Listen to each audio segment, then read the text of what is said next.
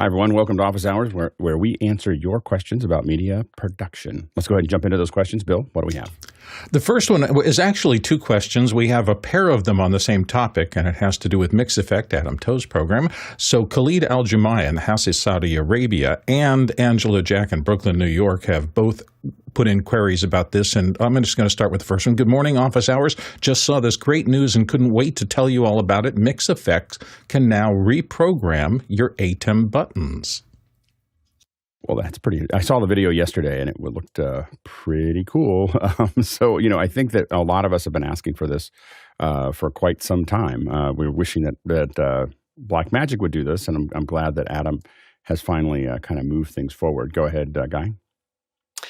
Yeah, with how small these buttons are, I'm trying to think of how I would relabel this button to tell me what it is. Because even in the demo, Adam makes a mistake, and I'm like, in the shows that we're doing, you can't make a mistake. Stickers. So I'm going to stick to the same Stream Deck where I can see my feedback. I can see what's going on. It's a bigger button. I know where it's at. So, hats off to Adam for making it happen. But until somebody makes buttons that I can pop this case open and replace those buttons, I'm going to look at it and be kind of entertained. But I can't write that small. Even if I stick some of this green tape over the top and make it what I want it to be, I just think it's dangerous. But teach them. Yeah, I definitely look at it as something that I don't use ATEM minis for production, and I also don't use Stream Decks for production. Because I think that the Stream Decks don't have enough travel in the buttons, and so I know people do use them in production, but I don't think that they're production ready, in my opinion, just because the buttons are too thin. So you get double hits or zero hit, and I've had it happen too often to make it something that I'm willing to use. I like the buttons actually better on the ATEM Mini. I did think about what you're talking about, and I don't think, I don't use the minis for production. I use them for my home system, and I do think that me marking those and then getting used to what they are, like I have macros and numbers on the macros, and I've remembered what those macros are, and I know what they do because I'm using them every day. So me being able to reprogram my home system, which is the ISO, is something that's important to me. Being able to have it do what I want it to do. Again, I don't use the Extreme for shows that I get paid for. I don't, or the ATEM minis for things I get paid for. I use bigger versions of the same thing. So I don't. So I think that for me, I'm excited because I can finally use all these other buttons that I don't use. And I will probably end up putting labels, these real thin labels, across the top and bottom. The only buttons I plan to end up using are there's a top row of the select bus that I never use. I don't even know I don't use the select bus at all. So assuming that it doesn't do something weird, to what I'm doing, when I push it, I'm going to probably end up using that select bus for that process. But if it breaks something, then I have to look at it. But I really wish Blackmagic would just fix it and let me do what I want to do with the buttons. But there's 80% of the buttons that I don't use, and I don't, and I have. When I say I have Stream Decks, at home I have Stream Decks. I have 4 of them, that are doing things. But I have enough misfires on those Stream Decks that while I'm working, that I don't have a lot of confidence in them.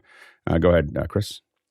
To be clear, when Alex says a lot of us have been asking, it's mostly him, but that's okay. In terms of, I know, I'm teasing Alex, I'm teasing. I use nail polish sometimes to mark things. I don't know if it would take to the rubbery nature of those buttons, but it might be interesting to color code your stuff.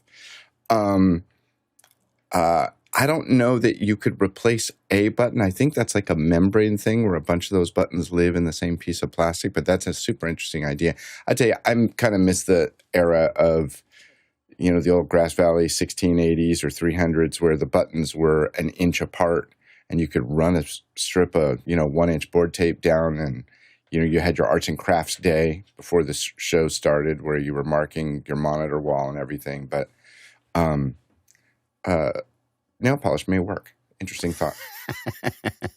There's the other side of that also is, I built an interface for Mimo Live, with their little app, and I could make the buttons really big and organize them in the place that made the most sense for me. So the ones that I needed the most were double sized, and the ones I needed the least are smaller up here, and I can move them around. And I do, and that's worked pretty well, in that process. And there's part of me that wants to have and I don't know whether MixEffect has this or not, but I do think that if I had the ability to do what I'm doing with Mimo with an interface with, so not in the interfaces that like preset a lot of what I need and then just have a control interface. It's like that for I've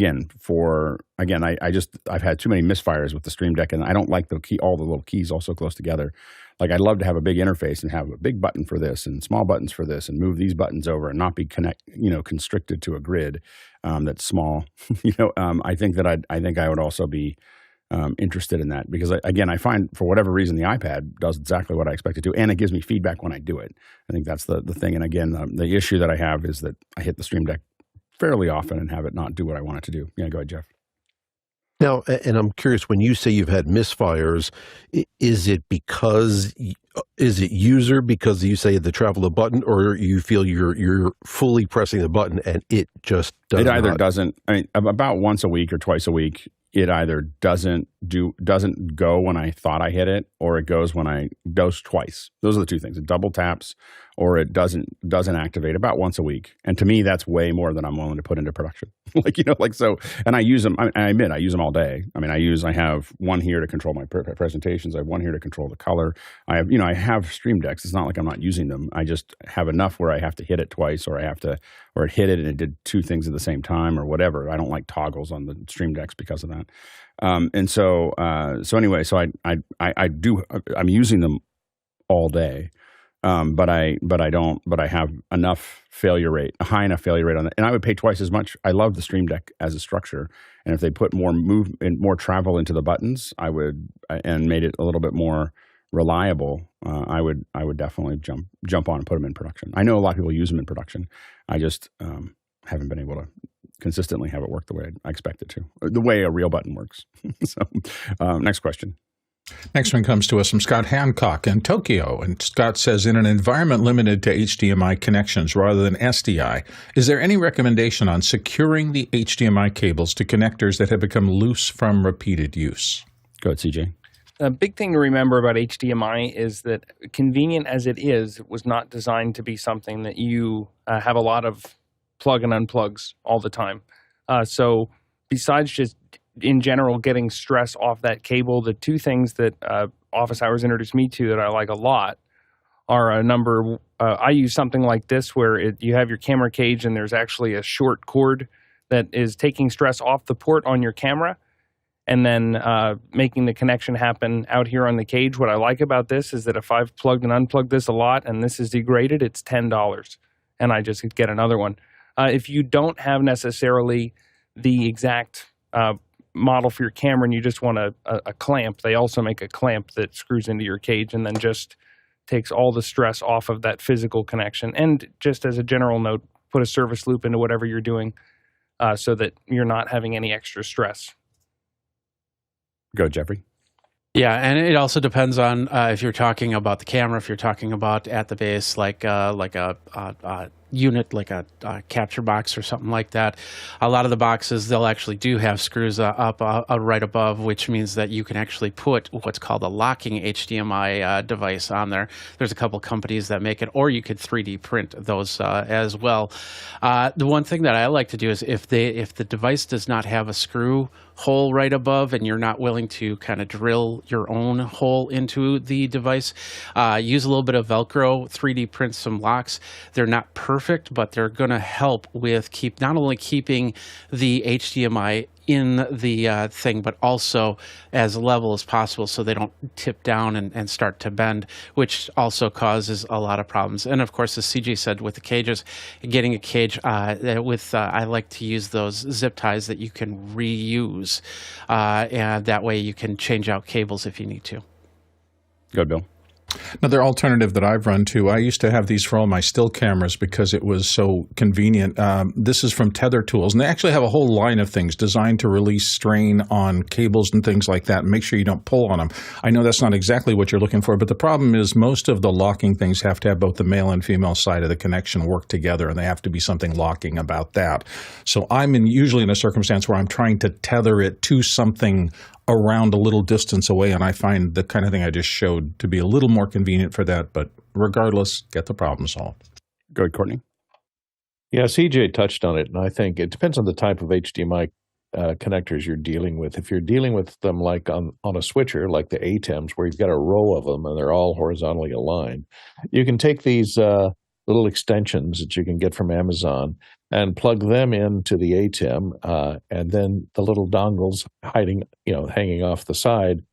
You can then plug your stuff into there. That takes the plugging and unplugging off the built-in jacks that are built into the ATEM. And then you can take the whole row of HDMIs that are plugged into the back and secure them together with tape. So you just run some, preferably paper tape, across all of them, and that takes the strain and spreads it across all of them rather than on an individual connector. And you got to remember that there's little spring clips inside that HDMI connector that keep the contacts pressed together. And once those get bent up, it can get loose, and that way your connection's going to get dicey. I've gone in there with a tiny, tiny screwdriver and pulled those springs back out a little bit to make it so it's not so loose anymore. But that's kind of microsurgery, and you have to be a little bit brave to do it. But with the dongles, like I showed, the little short extensions, it takes the strain off.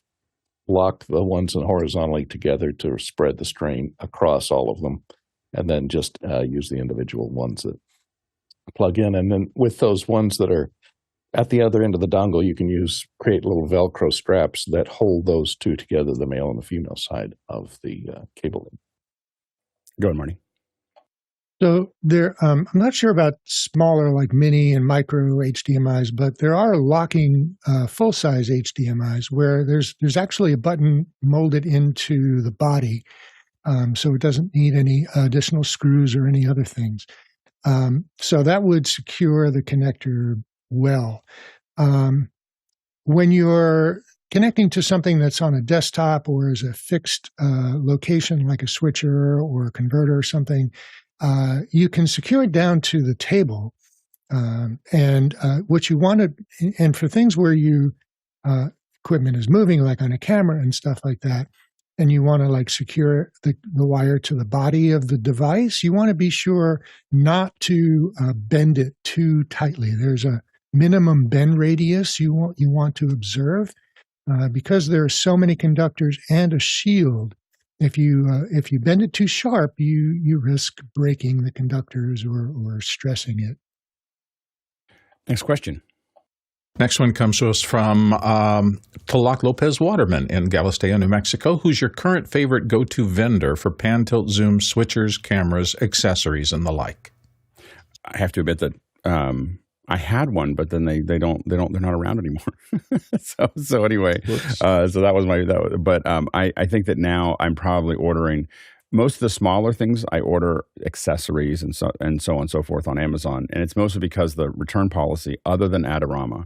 So I will say that I will not order Adorama stuff from Amazon because the return stuff is so painful that I know that there's basically essentially no return policy if you order Adorama goods from Amazon, because it's just such a pain to deal with. So just be clear that not all Amazon. I used to be all Amazon returns were equal, and they're not.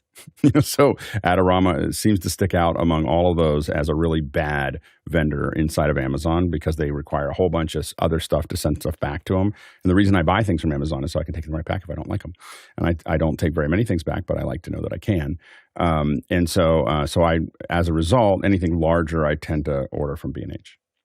For me, B&H is kind of the one that I tend to go to. When I ordered when I was ordering $50,000 of hardware a month, which I did do for a long time, I mostly had a local vendor, Diversified, that I worked with. That they would lend me things and have me look at it. But when you're buying that amount of stuff, they'll come bring you things to look at. But as a normal person, I think I buy most of my stuff from B&H. Yeah, go ahead, Guy. Yeah, shop local. If you have a vendor in your state that you can call up and ask, they might even bring you 2 or 3 of them and let you try them out. And that way, if you don't like them, if you get them in, they can pull them back out and support you that way. If you do want to shop online, Video Guys, Texas Media Systems, Varto, those are 3 of the guys that I would take a look at in addition to the usual suspects that Alex mentioned, B&H, Adorama. But yeah, give them a ring and feel them out. And also, I'd call the manufacturer to see who they recommend, because sometimes the staff will get trained. So like Canon will come in and do a happy hour lunch thing, or feed the crew and basically do an hour-long training and really have a relationship with some of the vendors. So I would call around, start dialing. And the 2 favorite ones I have in LA is just for lots of different accessories is Location Sound and Film Tools. I just love visiting. I don't even need to buy anything. I usually have to buy some gaff tape or a marker, but then I spend like an hour and a half wandering through and looking at all the toys. Next question. Tony Mobley in Newton in Georgia is up next. My new streaming room has a real problem with noise from the street. You can hear birds like they're in the room. Please help. Low budget. Marty? Yeah, I've actually done soundproofing for rooms like this that are in outside rooms, like against an outside wall. It's depending on whether you have a floor above you, if you're on the ground floor and there's a second floor, or if there's a roof right above your room. You've got many, many different points of entry for external sound, both acoustically and mechanically from vibrations in the street. So, you've got dogs barking, you've got loud sounds outside, trucks and buses rolling by. And the vibration from the street can come in from underneath and can actually be vibrating the walls. Acoustic sounds like dogs barking and stuff like that can come through. You've got any kind of cracks in or spaces in the window frames, in the walls. Sound can come in through the eave into the attic and then down through your ceiling. It's not an easy problem to fix, and it's certainly not inexpensive to fix. It's always better to choose an interior room for a studio. Go ahead, Chris. So, Tony, first thing I checked, just double check that birds aren't actually in the room. That could be really simple. Secondly, this isn't necessarily the cheapest, but super effective. We used to have our main edit suite on the street in West Oakland, and we ended up using a Rose brand theatrical curtain, super heavy velour, full. What do they call it when it's doubled over? Very fullness. Fullness, yeah, 100% fullness, something like that, whatever they call it. It went from being the worst room in our offices used to be in a 3-story townhouse. It used to be went from being the worst edit suite to the best. It also knocked out all the light. That being said, I'm sure there's less expensive full heavy curtains that you could possibly put in front of the windows. You may even want to extend them the whole walls. And I realize that's an aesthetic thing, and the rest of the occupants of your abode may not appreciate it as much. But heavy, thick curtains could do an awful lot for that kind of noise. Go ahead, Bill. +1 on the curtains. You'll see behind me on this side that I have curtains back there. Mostly that's for soundproofing, or at least sound deadening. I've used that. It is a challenge, Tony, and here's the truth of it. Particularly for both, low frequency is usually more of a problem in an urban area than high frequency. If you've got birds now, they're here probably in spring. They may come and go. You may also notice that they're not there at night as much. So if you have the option to do the show at different times, that might partially solve that problem. But honestly, other than treating the room, the only way to kill all the sound coming out is to do something room within a room and build something out. And that's just never going to be an inexpensive solution. Go ahead, Courtney.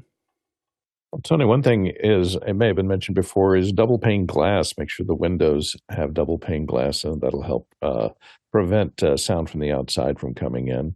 And if by any chance, I know you might be Mac-based, so this might be a problem, but if you do have a PC that you're using in there for processing your audio, an RTX card from NVIDIA has this free app that you can download called NVIDIA Broadcast, and it does wonders with noise removal. It's a free download as long as you have one of the more recent RTX video cards in your PC or in a PC that you're using for processing your audio. So you might look into that. It might be a cheap solution for you. It's going to be cheaper than Noise Assist, probably running through a Sound Devices device. Go ahead, Jeffrey.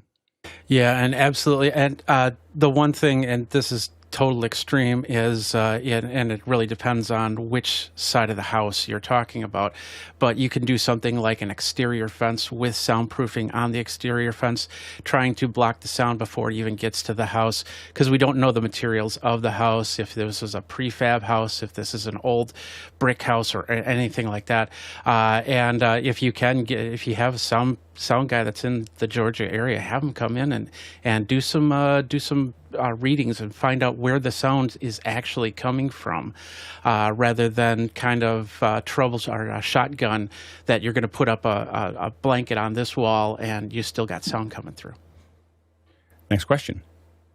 Next one comes to us from Michael Marsh in San Anselmo, California. Transferring archival mini DV tapes, the picture is scrambled and the deck is missing genlock. How does one connect genlock, and why do I need it here when other decks didn't? Thanks. Courtney? Well, it depends on how you're capturing and whether you're going over FireWire, a digital connection, or whether you're going over an analog connection, and where you're seeing the scrambling. It could be that your DV cam is recorded in 50 hertz, European PAL version, and you're going into an NTSC capture card or into an NTSC only monitor. It'll look scrambled. So make sure that your your DV camcorder is set to the right time base, 50 or 60. And what you don't necessarily need is a genlock. Most mini DV recorders didn't have genlock, non-professional ones did. You could use a digital time-based corrector if it's just got a time-based issue. But I'd suspect that it could be bad heads on the cassette player that are causing loss of control track, so it's getting scrambled inside the recorder. If you have a stable analog output on it, a lot of those DV recorders had component output, a separate cable. Sony had one that would plug in and would break it out to RGB component 720p. If that's the case, then you can use something like this, which is a HD video recorder that has component input, and it captures onto an H.264 or HDMI output, and it can capture onto a USB thumb drive. So something like this could solve your problem. This is called Digit Now HD video recorder. If you're using FireWire to connect it, that could be your problem. And it's hard to find FireWire connections out from those Sonys into PCs these days, but you might have to get you a card that will accept that to go digital from one to the other. And good luck with all of those problems. Go ahead, Guy. Yeah, depending on how the tapes were stored, will tell you if they might have gotten some kind of magnetic or some kind of something that would distort the image. When I was doing a lot of this, I went ahead and jumped in and bought one of these Sony DSR 1500As with SDI on the back. And then with the SDI out, I was able to feed it into an SDI-based file recorder, which actually was a hyperdeck, and then I was able to do the transfers that way. One thing that I did notice on the 1500, and maybe what your problem is HDV tapes will play back scrambled. So if you do have HDV footage that's different, it records on the same mini DV tapes, but it's high definition. So there is a different deck, which is the 15U, which may be what you want to do. So you may have to send this out to somebody unless you want to go hopping on eBay and scouring for one of these older decks or even an older camera. And then I do suggest going SDI out and then going to ProRes if you're going to do any kind of color conversion, because ProRes is just such a nicer modern day format to work, and then actually transferring it in 420 DV and then having to transcode it through software. Go, Chris. I didn't realize the HDV cassette and mini DV was the same cassette. I seem to remember it very specifically said HDV on the tape. Anyway, they had ones that were different, but you could record HDV on mini DV cassettes. I have hundreds of them. Okay, interesting. So I think the overall question that I would have, and I know that Alex always says, send it out, drive it, get a hotel room, spend the night, wait for them to do it, whatever.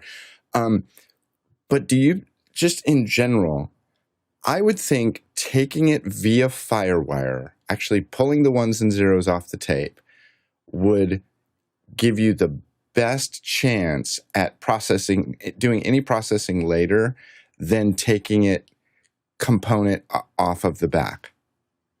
Not component, SDI. So that 1500A, you would go SDI and then into, like I was saying, into a deck. SDI a modern is going to be a deck digital signal also, but like, for example, Courtney mentioned Y, R minus Y, B minus Y.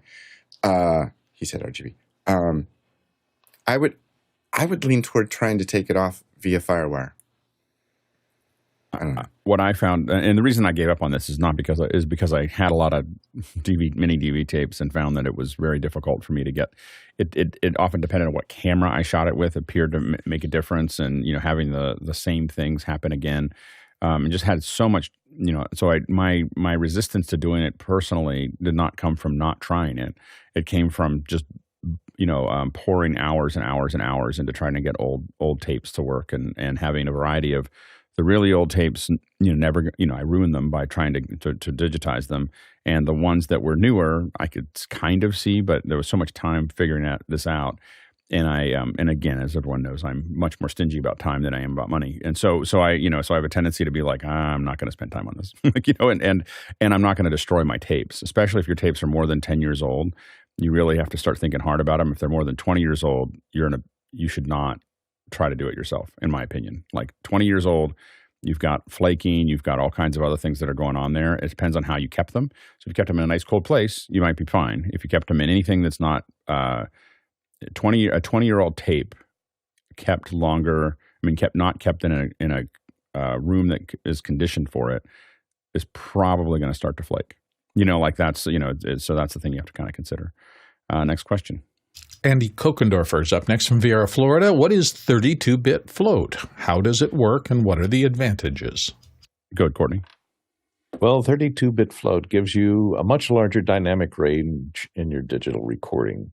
24-bit is fixed length integers for storing digital sound, and that gives you for 24-bit, you get up to 144.5 dB range. So if your input level adjustment is set too high and you're overdriving your A to D converter, it's going to do digital clipping once you exceed that 144 dB. With 32-bit float, it has a range, I think, of 1,528 dB of dynamic range that it can accommodate before it goes into clipping. So you're never going to get that hot with any kind of preamp going into it. So you don't have to worry about going into clipping and watching the level so closely on your inputs. So it allows you to then bring that level up in post, and you can recover all of that sound. It might have a little more noise in the low end, but you can recover all that noise without it going into clipping. You can bring loud sounds down, and they won't be clipped. They will be recovered, because the ones that are normally exceeding the 24-bit range, which is the normal production type of recording that's used, will be brought back down into the 140 dB range and stay within that area. It takes about 30% more space on your storage, but that's the really only downside to using it. It takes a little more space to store it. Go, Bill. Yeah, I think Courtney nailed it. Mostly it's a matter of protection. If your levels of recording aren't set correctly, whether they're a little bit too low or a little bit too high, it really doesn't matter if you're using a 32-bit float work chain, because you can recover good sound out of things that are not set as well. So it's a boon. Guy?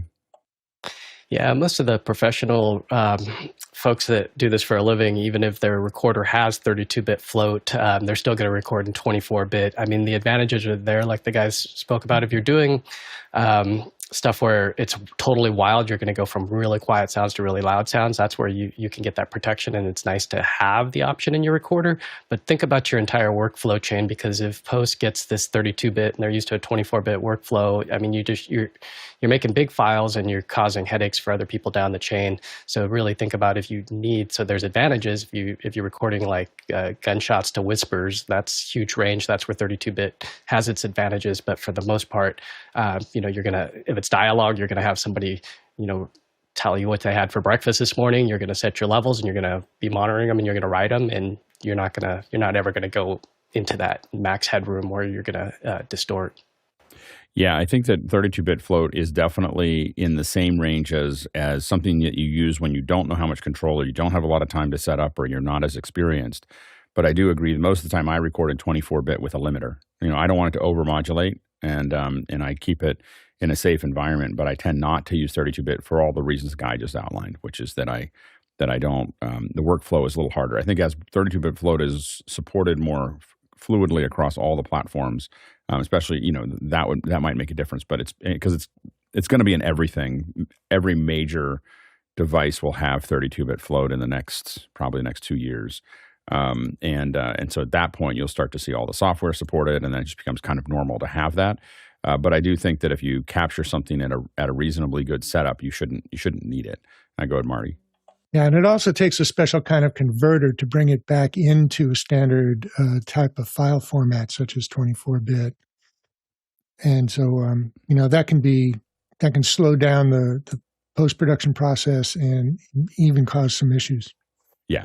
So I do think that it will become something that we get used to, and we use it a lot. I think that the early technology, and I have used it for outside stuff where I'm not sure what's going to happen, and also for when we're setting up really fast, I've switched over to it because I'm like, I'm going to have to go from one person to another. We're going to have very little time to figure this out, and I'd rather not make any mistakes. But if I have a dedicated A1 that's managing that, I don't worry about it. Like, that's their job. That's what I'm hiring them to do.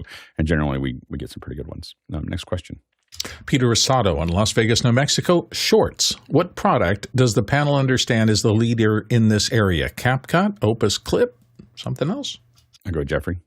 Well, first of all, it's going to depend on how you're doing your shorts. Like, for instance, you're talking about CapCut versus Opus Clip.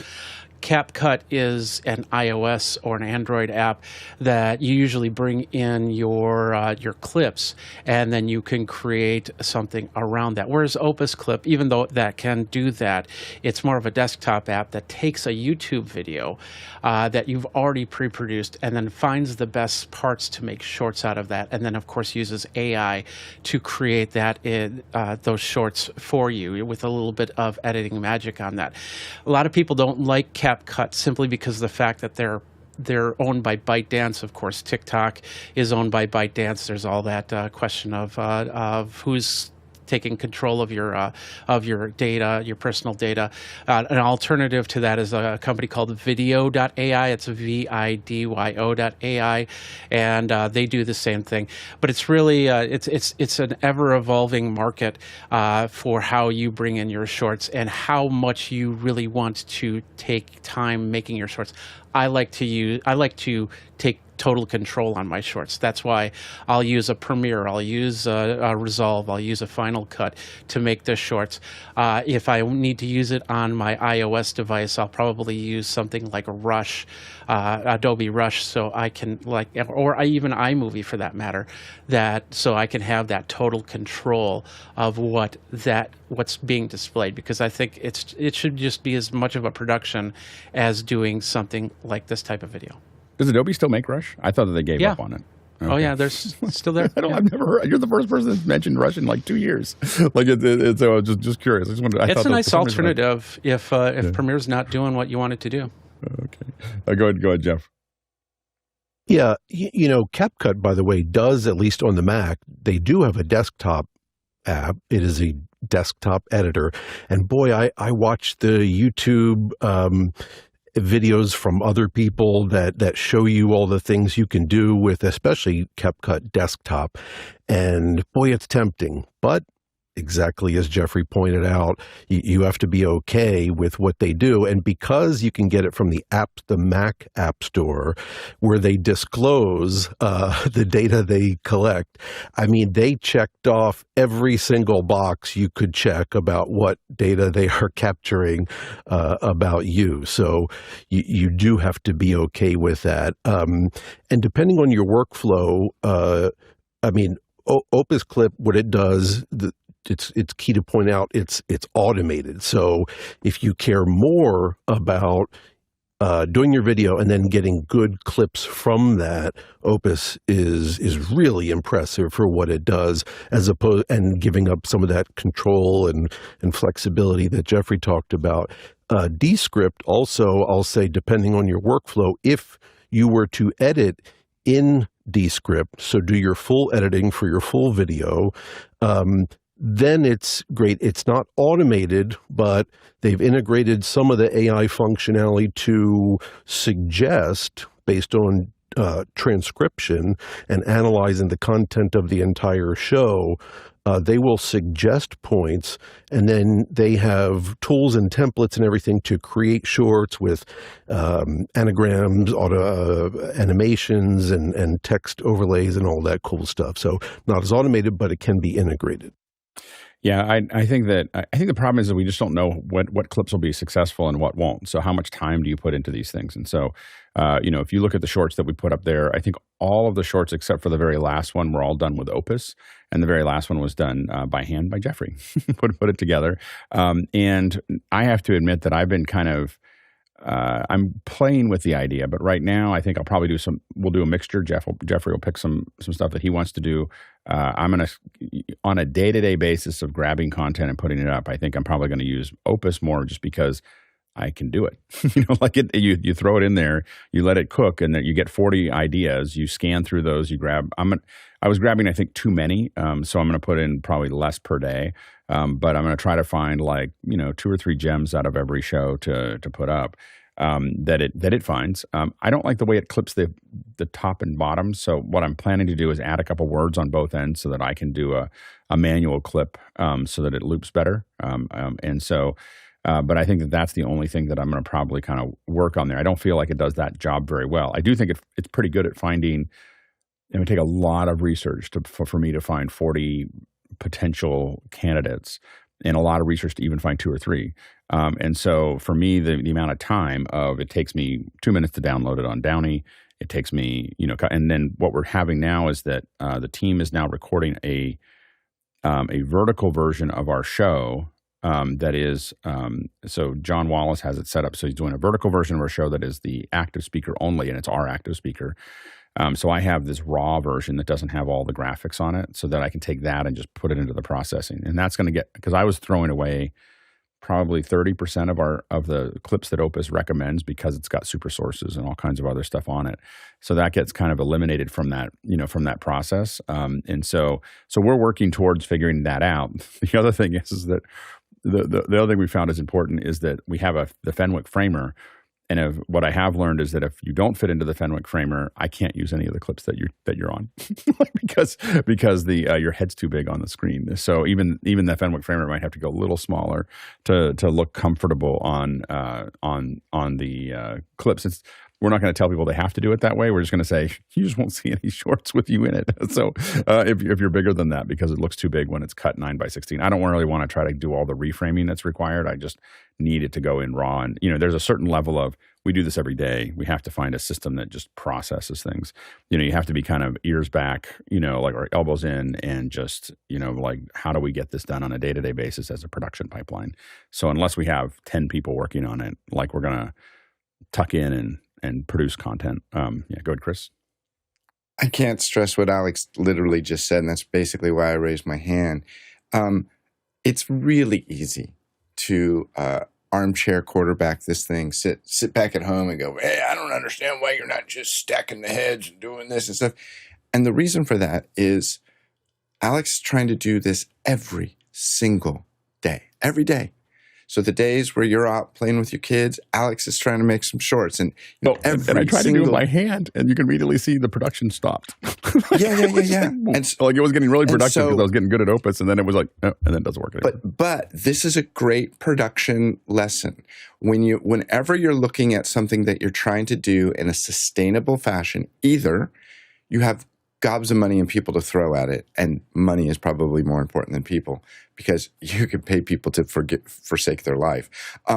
You have to have gobs of money and people, or you have to have an extremely well thought out, very streamlined production pipeline, which means, unfortunately, sometimes you have to take creative shortcuts because you need to produce. Money and people, you can do whatever you want. But what we're trying to do here is do something every single day. And shortcuts get made. Hey, go ahead, Jeff. And I'm curious, why are you using Downy to grab the video as opposed to giving it the URL of the YouTube video? That's one of its features. And then also, I'm curious if you've tried to use the feature to then automatically post whatever you select. In other words, just select, yes, I like these three. And because I adjust almost every one of them in Opus. So I fix Opus, every one of Opus's suggestions. So it gets me close, but usually it's not 100%. So I will make something shorter. Oftentimes I make things shorter. Sometimes I make them a little longer. Sometimes I cut something out in the middle. But it's very rare that I take an Opus suggestion point blank and put it up. In addition to that, I guess I want to see what I downloaded and put it up. I can try the URL. What I do know is that like if you download directly from YouTube, you get a 720p version, and I don't know what Opus is grabbing. I know that if I grab if I download it with Downy, I get the 1080p version, which is what we uploaded. And so I'm not sure if Opus is actually getting the full res version. It looked, when I did test it, and it looked soft. And so I was like, oh, Opus is using the API, and the API is delivering 720p instead of 1080p. And then again, I think that the one that's being streamed vertically looks even better, looks sharper than what we're doing. And I'm not sure exactly why, but we're trying to make it look as sharp as we can. I go through them and adjust them because there's not a single Opus there's not a single one that I have just said, okay. I've always, you have to go through there and you edit it. And so what you end up doing is you're going down the list and you make a couple edits, and then while that's processing, you go to the next ones, and you just keep on doing that. And by the time you get to the bottom, all the ones that you corrected, but you have to write it down because then you forget, like, did I use 4 or 3? I can't remember which one it is. And I think it's important for us to use these because I think people ask questions about them, and so now we're able to answer them from experience. So you'll see, I'm going to probably use a variety of different products to do the shorts, and we'll do some by hand. We're going to do some automatically with Opus. We're going to do some with the script. We're going to do like the same way we're doing lots of different ways of finding different ways to do our show. We're going to find different ways to do shorts. We're going to find different ways to do live. We're going to find different ways to do those things so that when people ask questions, I think it's our responsibility to do some of those. I will say, haven't put CapCut on anything, and the EULA on CapCut is so aggressive that I almost stopped using TikTok. Like it was literally like, oh, this is totally a Trojan horse. Like it was just like CapCut is, so CapCut I believe is the most powerful one. But when I read it's so tempting. You look at it, it's like Turkish delights. Like it's just, that's what I think of CapCut. It's like Turkish delights. It's just like, it looks so good. Like it'll taste so good. And you're just like, you read the EULA and it's like, I can look at all your photos, and I can, like, if I was a Chinese organization that wanted to acquire information about Americans, this is how I would do it. Is give them the most, I would put 60 developers on it, make it the best thing ever, and say, you have to give me everything in return. And that's what it feels like, and so I didn't stop using TikTok, but I did stop for like 6 months. Like after I saw the CapCut EULA, I literally stopped using TikTok for like 6 months. I was just like, this is crazy. So that's the reason I don't have CapCut, but I have seen what people do with it. And a lot of creators, it's definitely taken over what creators use for this. It used to be Final Cut, iMovie, and Enlighten. Was another one that we saw a lot when we were working with creators, and then the built-in tools, and then CapCut came, and it just it just feels like it's wiping everything else out with the creators. But whoa, like it's scary. Next question.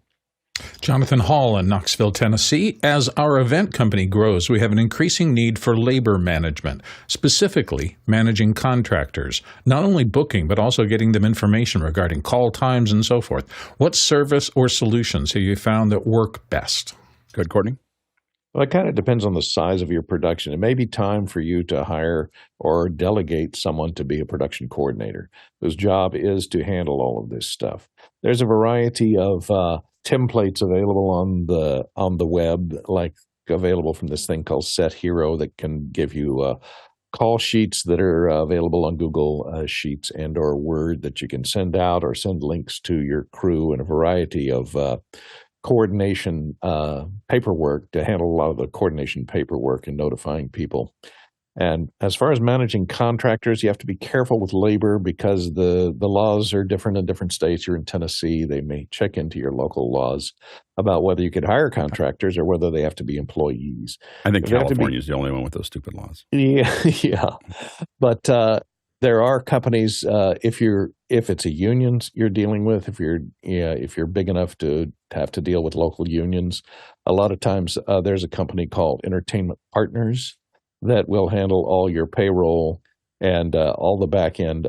They are also act as the person who is the employer of record, and the employer of record deals with all of those union problems that you don't want to deal with in case somebody is in violation of the union rules. EP Partners deals with it. They also do the payroll and handle all residuals and back payments and union benefits payments, which if you're not a signature, you probably don't want to deal with. And this way you can have if you're a DP, you want to hire a DP, but he's union, he can't work non-union, you can hire them through Entertainment Partners. They are union signatures and then can be the employer of record and get you union personnel that you want and not have to deal with becoming a signature with all that involves.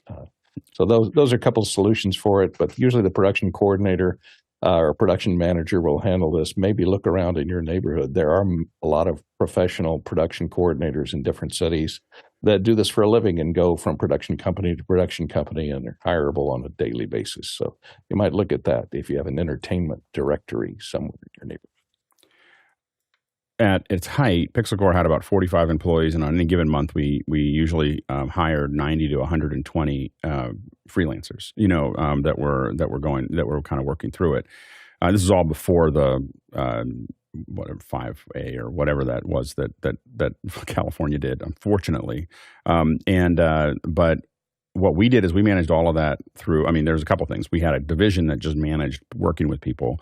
So they were dealing with all the bits and pieces. A lot of the call sheets that you're talking about and management was all done in Google Docs. And so the way we had it is we had a core doc, and we would list all the people that are on a certain day. And so it was on one thing. And then what we were doing is dynamically filling the call sheet. So that the call sheet we would get all their information and put it into one Google sheet.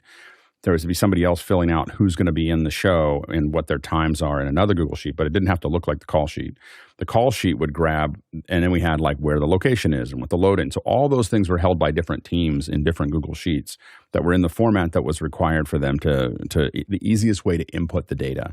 What we then did is took that and we when the call sheet was generated in the morning, it would grab the latest data from all the different Google Sheets, including the weather and all kinds of other things, and put it all into the call sheet as needed. And so that dynamic generation of those call sheets was really useful. It also kept track of who was there and who we have to follow up with to get to pay and all those other bits and pieces. You also have to have people that are going to reach out to people and make sure to get their 1099s. That was the thing that there. Tennessee is a right to work state, so you may have to work. You may have union requirements, you may not. So those are there. But if you can manage a union call on your own. I mean, you should always use a payroll agency to do union. Don't try to do that yourself. I did that. I built a whole separate company just to deal with the union, and it wasn't worth it. So the main thing is that you. With a union call of under 10, you can kind of just do it. Like you work with the hall, you get a payroll company to manage it, you do those kinds of things. And you can just kind of manage. You have to be tight about it because you have to understand what all the rules are. Once we went over 10, we usually hire someone specifically on our team to manage the union calls. So we would get up to, like, for some of the shows we did, we have 80, 90 people in a union call. And in that case, we had one person that their only job is to know who's getting called when and how, and working with the stewards to make sure that we were all in compliance with all the things that are there. And what I will say is that while people sometimes complain about working with a union, you learn how to be a grown-up production company, because there's, you get used to when the breaks are and when those things are. And those are all kind of human things that actually make the thing. And the show actually runs smoother because and what we found is that we didn't always follow those rules outside of the union calls, but we were pretty close. Like, you get used to that habit. And then you're just doing it all the time with your union or non-union. You're breaking for lunch in 4 hours or 5 hours. You're doing the things because you just get kind of into that habit. So anyway, but Google Docs took us a long way. We never really got into. We tried to use other things, but the problem was they always had a couple things that were just making it hard for us to do. In Google Docs, we were able to build it however we wanted to. Next question. Next question comes from Michael Patrio in Poland. What's the cheapest option for timecode synchronization in Blackmagic cameras? I'll record on 2 Ursa G2s and 3 Blackmagic Pocket Cinema Camera 6K G2s. Good guy. Yeah, a cheap way would just be to get some kind of iPad app and point all the cameras at it. But the more professional way would be to have somebody who actually has a proper ambient or lock-it device. I have these little deity, so you would get one for the Ursa would have a different cable. It's the BNC cable, so you would plug the BNC in. This one could be your leader, and then you have followers. And for the Blackmagic Pocket 6K, you would use the mini plug to mini plug, and that goes into the microphone input, and then you can sync the time code that way. There's also, depending on what kind of production it is, you could also, PhotoJoseph just put up a video yesterday showing using ATEMs, and you can create those DaVinci Resolve files and sync up everything later on. It just depends on your workflow, but cheap being pay up front and have somebody do it right and have all those files with proper time code, or pay in post with having somebody manually syncing them up. So it just depends on how cheap is cheap when you get down to it. Next question. Jim Rodney in Los Angeles, California. Up next, after scanning a 3D object, how do you extract that info into 2D for printing a skin for that object, for instance? All I can find is scan 3D to print 3D when I want to know how to scan 3D to print 2D. Yeah, so the best thing about if you're using a Mac, basically once you scan those things, you can take those objects, and it's a USDZ, you can literally print them from preview. Just open them in preview and hit print. And the cool thing about it is you can go into preview and rotate that object to exactly what angle you wanted it at. Now you can also take it into something like Pages will accept USDZ as well, as will Keynote, as will Numbers. And so you can take those 3D models into those areas, whichever one floats your boat, and you can build your presentation of how you want them. So you could take a sneaker, for instance, and copy it 2 or 3 different ways. You can copy it 3 times and then rotate them into different positions, and then put the little labels underneath them on a Keynote document, and then just export a TIFF, or a JPEG or a PDF out, and it's just going to flatten those pixels down so that you can print it out. So I assume that that's what you're trying to do, is actually take a 3D object and then print it out, and that's the easiest way. It's just basically like having a photo, but you can rotate it around, and so it's very powerful, and I would highly recommend playing with it. We talked about. Maybe we didn't talk about that here. I think I talked about it on MacBreak. Beautifulthings.xyz is a great place to find a whole bunch of USDZ files that look reasonably good. It's really designed to show off the Vision Pro, but it's just a whole bunch of USDZ files. You can download 20 or 30 files and start to play with those. They're better than a lot of the stuff that just came with Motion or other things, or some of the Apple demos. I think Apple hopefully will do a lot more of this, because it really is necessary for people to get it, to have really high quality models, and there aren't that many yet that are out there. Next question. We've got another call out to PhotoJoseph here. Eric Price of Kansas City says, anyone see Alex Pettit's video on converting an ATEM ISO project into a true multicam timeline, and PhotoJoseph's follow-up on using this procedure to swap the ISOs for higher res camera records? Any thoughts? And he's got the YouTube link there. Go, Jeffrey. Yeah, this is what Guy was talking about a couple questions ago. So basically, it's a very interesting, drawn-out process. The only sad part about it is you can't create any type of batch files because there are certain hotkeys that don't exist in Resolve, like for instance, switching from camera 1 to camera 2 to camera 3. But it's a very interesting process because, as PhotoJoseph said, the way that that ATEM does the ISO version of the multicam is not a true multicam in DaVinci, and that probably should be something that should be fixed, because that should be an easier process to be able to say, okay, I'm going to record the 1080 for default or for this process, and then switch it out for 4K, switch it out for even 120 frames a second or anything like that, however your production goes. But I love this idea. I can't wait to give it a try myself.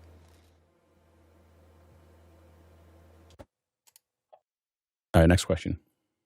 Douglas Carmichael's up next. In the 1980s, I don't want to go back 100 years. In the 1980s, the BBC produced Rockschool, which was a critically acclaimed series that taught pop music performance skills and explored the tech of the day. How has long-form content of this sort migrated to streaming platforms instead of broadcasters? Go ahead, Courtney. Well, yes, when I worked on a lot of BBC documentaries in my youth back in the 80s, and I'm surprised I've never seen any of them, but I'm surprised what I can find on YouTube. And if you look on YouTube, you can find Rockschool, the legendary BBC series, available for streaming in little chunks. This guy named Joe Betro, took his VHS library and captured it onto YouTube videos, and so you can find it there. A lot of these obscure educational programs from the BBC, if they're not available on BritBox, which is a special streaming channel that airs BBC programming here in the United States, you can find them on YouTube. So just take a look there.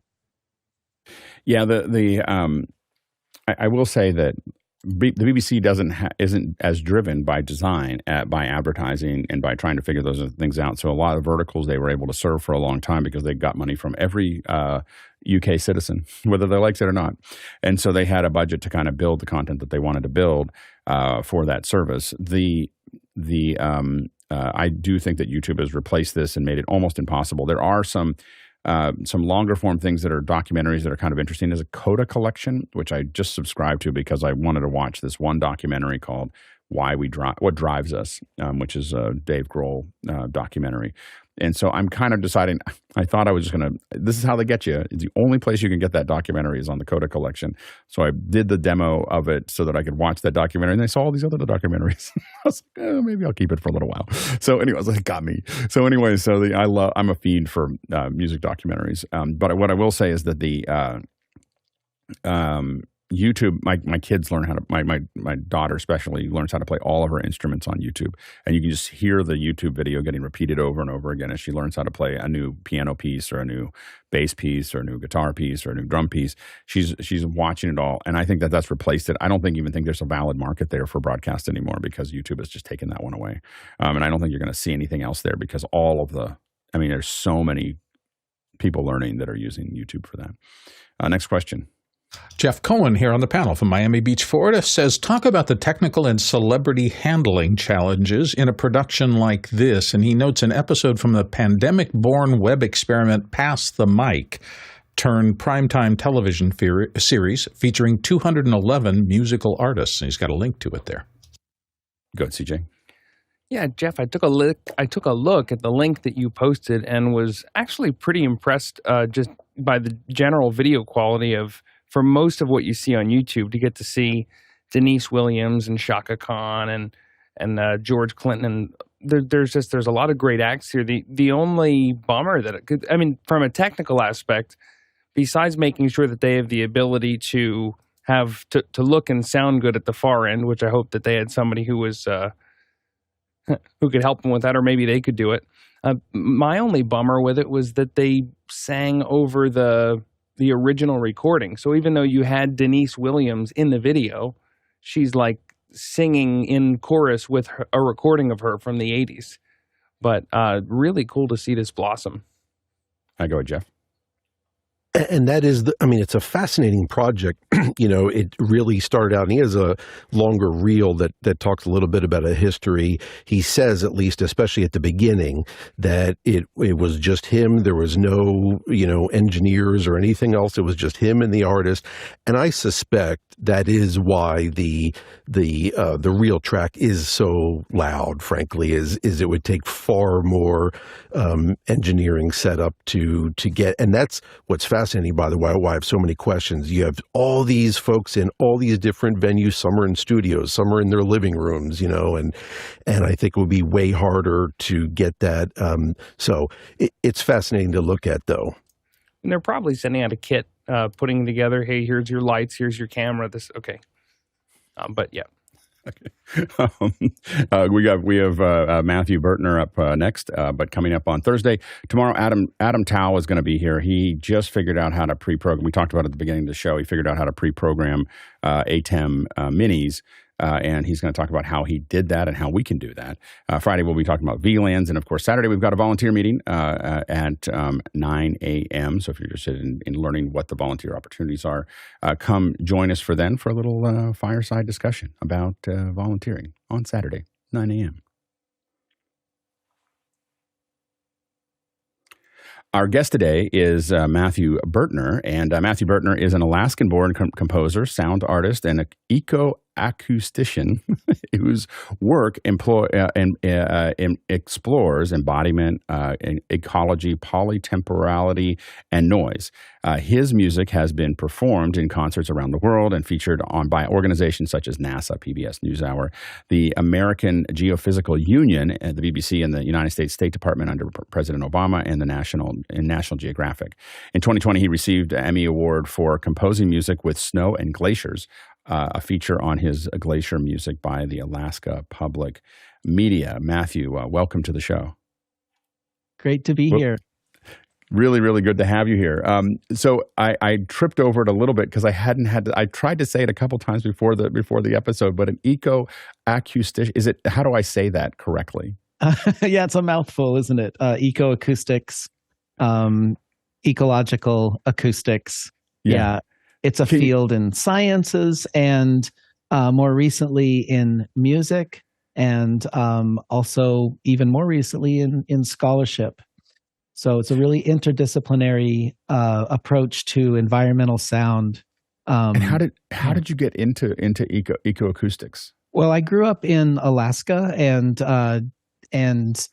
I was studying music and sound, and my family lived really close with the natural world. We lived in the wilderness, and so as I was studying music and sound, it was naturally very closely connected with the environment for me. At that time, when I was really getting deep into recording and listening to the natural world and composing music, climate change was having a really dramatic effect on on my home place, and so a lot of the work that I was doing, I would observe changes in the environment and kind of naturally just started documenting those changes. It wasn't my intention really to document climate change. It just happened. I was documenting the systems of sound that I love, and then that led to this kind of work that now is such a big issue for everybody on the planet. How do you go about this kind of recording? So what are your tools? We're geeks here, so we're going to ask you, Sure. What are you using to do those recordings? We can see some of it behind you, but what are you using to do these recordings? Well, so I take a kind of a little bit of a first principle approach to sound recording, that is thinking of vibration, change in the natural world, creating friction that vibrates through elastic media. And so, that is kind of typically understood as air because that's how we hear sound primarily.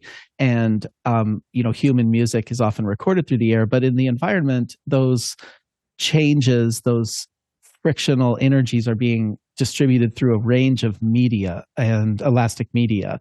And so the microphone technology is usually fit to the type of energy that's and how it's propagating in the world. That could be, underwater with hydrophones, or through the earth with geophones, or through really complex structures like ice, which is or snow, for example, which is a mixture of water, ice, and snow. So you have 3 elastic media, and you need, to figure out how you're going to capture those vibrations. So that's a lot of how I think about recording in the environment.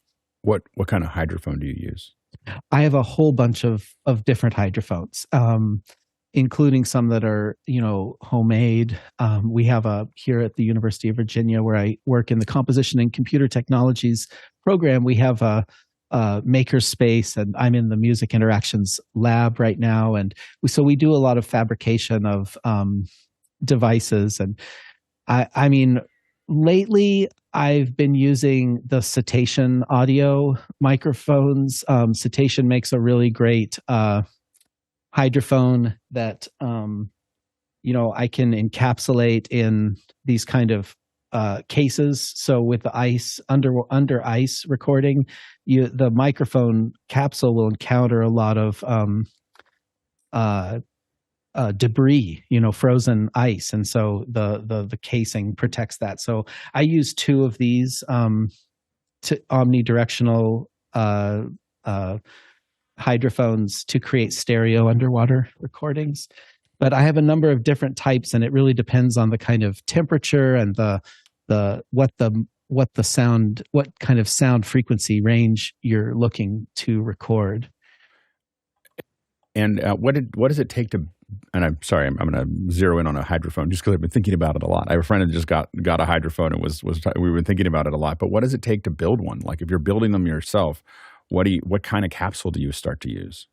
Well, they use a kind of crystal structure that is that's when it's deformed, it emits an electrical charge. They can be made out of different kinds of material, but the ones that I've made myself are, we used to use the telephone headsets that you take apart, and there's a piece of contact microphone. So you start with a contact mic, and then basically like create a surface for it to meet with the viscosity of the medium, and then and waterproof it, so that you can conduct the electricity with it. Yeah. Yeah. And when you're have you ever, like when you're doing ice and you're recording ice, do you ever like leave something somewhere knowing that it's going to get encased in ice, so you give it time to kind of be part of the ice? Yeah. And particularly in my music performance practice, there's a lot of freezing hydrophones in ice and then melting those things as a performance. So what do you? Yeah, and you're hearing cracking. Is it the? Yeah, yep. In ice, you hear the deformations of the ice structure as the temperature changes, and it creates like different kinds of fissures, and then also eventually water enters the cavity, and then you hear sound propagating because sound moves, faster underwater than it does in the air, but it moves even faster through ice. And there's a lot of different acoustic properties of ice as distinct from water. No, absolutely. It's really interesting. What is the sound that surprised you the most?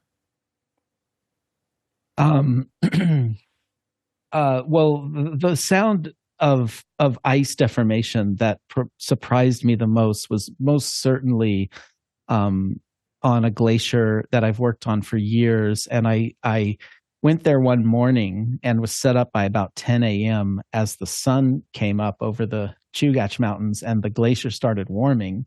And I had my microphones out and I was listening. And suddenly there were these loud booms in the glacier. And it sounded like, giant bass drums just going off like at, random intervals. And I thought the whole thing was coming down. Like in the headphones, it sounded like it was the the end of the world. And I'm like grabbing my most expensive pieces of equipment and like trying to exit the glacier. And I got, off, and then I realized that nothing was changing. Like it was just adjusting. It was the compression booming, which is a feature of that glacier every morning at about 10 a.m. when the sun is in that condition. And so I've come now to, I'm not surprised by that sound when I go back to that place and I hear it. It's just kind of like amazing. But you know how listening to sound kind of amplifies the not just the dynamics, but the kind of intensity and presence of acoustics, and how that can be very disconcerting when you're, as it destabilizes our perception in the natural world. Do you ever find yourself just constantly? I know that when I've done a lot of recording for sound effects and so on and so forth, I then can't, I'm doing lots of, not quite Foley, but we're grabbing some stuff that we need. I need some shuffling. It's not like a full movie for a Foley, but I just need to grab some stuff. But then I can't stop hearing it. Like I hear everything like your mind has now opened up and you can just hear all these weird sounds all around you all the time. Is that something that occurs for you often when you're out in the woods? Absolutely. Lately I've been doing a lot of like nighttime walking and recording in the forests, and this is a really fun thing to do. If you haven't tried this, I recommend it. Is to take your field recorder, and particularly if you can spatialize your microphones, set them up in the forest, and then put on your headphones and listen. And you can really, get scared with that because you can't see things, and little squirrels moving or little tiny birds will sound like, something's coming up on you. And it, how the spatialization of the polar pattern remaps your own. So you're taking, are you doing like just omnidirectional mics? Or are you doing ambisonic mics? How are you doing those records? So I've been lately just working with spaced pair omnis, but we have been doing a lot of ambisonic recording, and I do ambisonic recording. But when you're monitoring that in the environment, it's still you're hearing it as a stereo monitor. Yeah, some kind of binaural fold down or whatever of that process. It's more like the sound is really interesting back in the studio, but it's more about that like presence in the environment, like being in the place. Yeah. And, not being able to see very well, and then hearing, Well, especially how far apart are those mics getting spread out when you? Well, that's a really interesting question. That, changes the scope a lot. So, often I look for, when I'm field recording, I'll look for kind of thresholds of change and then try to orient the spatial configuration around that change. So it might be that there's like a river, and we'll put like one mic, down the river or on one side of the riverbank and the other on the other side, and one upriver, or one near the river and one away from the river, like up the hill. So you kind of identify the spatial field, the stereo orientation based on the environment. And that's a really, that's the creative, fun aspect of field recording. Yeah, I found that I was experimenting with that. I grew up in rural Pennsylvania, so I had a lot of open space. And there was one night where there was, crickets and frogs and things like that. There's a big pond, so there's a lot of stuff there. And I started spreading it out, and I found that it sounded stereo, then more stereo, then more stereo, and then random. It got to some point where the correlation between the left and right no longer was there, and that seemed like it was too far. I'd gone to that outside edge. Right. And so a lot of times what I'll do is set up 6 omnidirectional mics in a row, so it's like you're covering a wider distance. It's like a spaced stereo pair, but it's rather 6 of them to create like the face of the glacier or a larger scope of field. I can show an example of a mic setup. I brought some images that we can look at. So I'll just share my screen just for this this slide, and then we can bounce out of that. But this is a project that I worked on in Arctic, and you can see the microphone configuration here. This is the kind of thing that I'm thinking about. There's a spaced pair in the air, and then there's a microphone in the ice itself. So this was done on the Arctic Ocean. And is that something you went ahead of time and put it in there so that it would fuse into it? How long does it take to do you come the day before, a week before to get it part of the ice? No, we drill down. So we have these drills to drill right holes, and so drill part way, and then insert the mic, and then kind of cover it over, and it freezes in there. Right. And then again, a stereo pair, those mics that I showed you, those cetacean mics, in the water, so kind of mirroring the air stereo, and then one in the sediment. So the bottom of the Arctic Ocean is this kind of mud sediment, and so I would weight this microphone. It's a geophone. It's basically a hydrophone, but it's kind of optimized for a higher viscosity and lower frequencies, and then kind of just throw it down, and let the cable just like spool out, and it would sink into the mud on the bottom. And so then I recorded all these different sounds. I had all these independent channels of sound, but then I mixed them together for this project. And I can play that. Actually, I think we'll share audio there. I think I might need to. I'm not sure I checked that. And so here's the sound of these mics.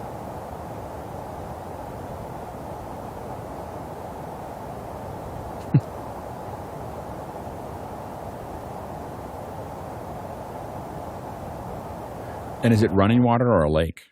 This is very still. So this is a lagoon. So the water is not even tidal anymore because the ice flow has been cut off from the tidal fluctuation in the ocean. So this is basically done in the late winter, and there's almost no activity at all. There's a little bit of wind, and there's a little bit of self-friction of the movement in the water. There's a strange kind of pulse in the earth that we don't really know what that was, but it's very low. It's below our range of hearing. And so we're basically listening to the self noise of the environment. So with each of these mics, because they are also noisy, the microphones and the electroacoustic system's noisy, I would take a sample of the electroacoustic self noise of my recorder, and then I would subtract that from the recorded sound of the self noise of the environment, hopefully, to isolate the self noise. And my feeling is that there's a lot of information in the noise in the environment. Right. And have you done any high frequency? I know that there's the Sanken I think it's the C100 or CO100 that goes up to 100K. Is that something you played with? Yeah, so I have used the Wildlife Acoustics ultrasonic frequency recorders for bats for a project that I worked on with moths. I don't use it very much. The hydrophones also record well up to 100K. So sometimes, for certain kinds of things like for certain cetaceans, their vocalizations go outside of up into that range, and so there is some value in trying to record at a really high frequency, 196K, in order to capture those higher frequencies that the hydrophone will listen to.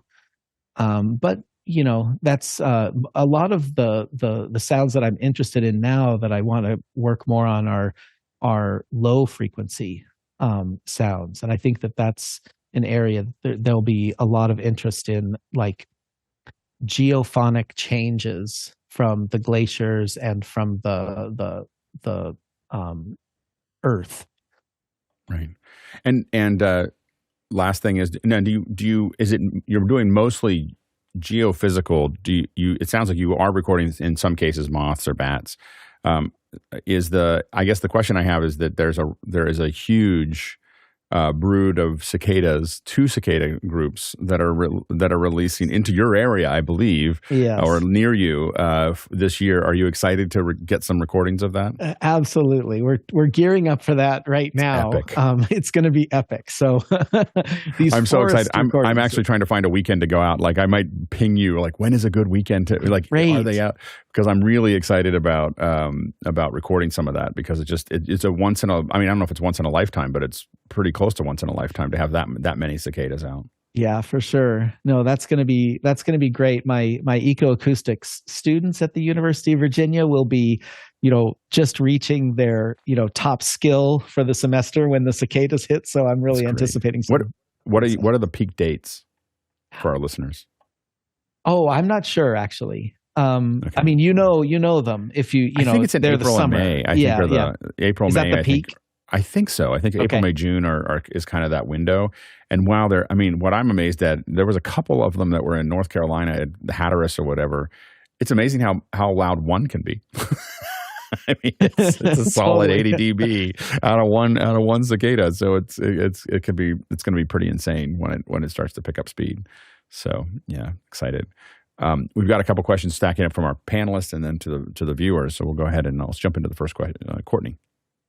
Yeah, the only time I've ventured out into the snow to work on a commercial was up in Juneau on the Mendenhall Glacier, and I was really amazed that the amount of sound that this glacier makes. And you're cut off up there. There's not a lot of air traffic if you get up north enough. And the only sounds are the wind and the glacier moving across those rocks can be quite amazing. Have you found that to be a great source, that low frequency grinding noise that can happen in those glaciers can be incredible. And we weren't recording with any kind of contact microphones. We were just trying to record dialogue with, Sennheiser 416s and 816s and found that low frequency noise to be really unavoidable. But in your case, it's desirable. I was wondering what kind of recorders you're using to record your stuff with. Right. So I primarily am using the Sound Devices recorders. And which ones? We all have, I think half of us have a Sound Devices, but which ones are you using for what you do? Well, so I have the 8-channel. I have a lot of them. I've used the Mix. I'm a little bit less impressed by the Mix series. Mix Pre-series. Yeah. Than by the earlier one. So I keep going back to my older Sound Devices, and I really like those. The Mix I'm having some inconsistencies. There's the 8 series. There's the Scorpio. There's the the 880. But it sounds like the 8 series, but not necessarily the 6 series. But the 8 series are the ones that you're kind of working inside of. Yeah, the more channels. I mean, the 6s give you 3 XLR inputs, right? And so that's good if you're doing like a stereo, air, and a mono hydrophone. So you can do that. But typically, we need more, more channels than that. And then the key for me with those Sound Devices, though, is the external battery. Like that really is power is such a challenge with field recording. And I spend as much time thinking about power management as I do about the mics and the recorders. It's kind of and especially in the cold, the batteries last a lot less. Yeah. So you really have to be thinking about it because as you get down to whatever, I don't remember what the temperature is, but for us, I think it was in the 20 to 30 degree. As you go colder than that, the batteries stop. Absolutely. I mean, there's so temperature is a huge issue along with power. They're of course, coupled. Like in the Arctic, that recording session that I was showing you, I would take my phone out of my pocket and the battery would just, it would last less than 10 minutes and it just sucks the power out of the phone. And so what I do for those kind of cold environments on the glaciers and in the Arctic is I'll bring a cooler and I put a heat source in the cooler and I keep the equipment in there I drill holes in the side and seal them so I can run cabling out of the cooler. And I use hand warmers, those kind of hand and foot warmers, all the time. I'll get them going. They keep Which me ones? warm. Not the kerosene ones.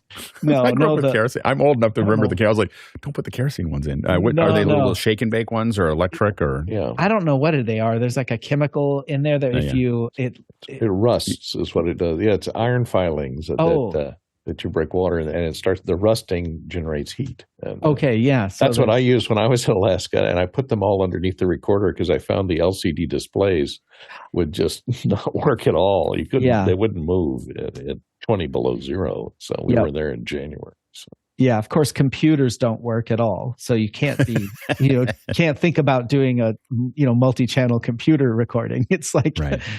No, absolutely. It's really interesting. And then another project I worked on, though, and this is true for all these cold weather projects, is that you're often quite exposed. And in the summertime, the sun will just stay out and you get the reverse problem. So you have to insulate from cold, but also the sun is beating down and it overheats everything.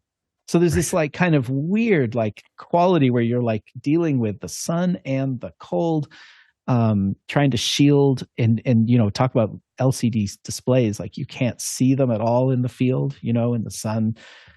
Is there a certain time of the year that you think is the best for you to go do the recordings? No, I really think that at any time you can find, amazing, you can learn a lot about the environment at any time, and it will always be different. But like proof and point that recording from the Arctic, people thought I was crazy recording that because there's absolutely nothing. There's no animals, nothing out there. There's no breaking up ice. It's too cold. And they were like, well, what are you, what are you going to record? There's no moving water. There's no animals. Like, what are you recording? And I was like, well, it's the self noise of the environment.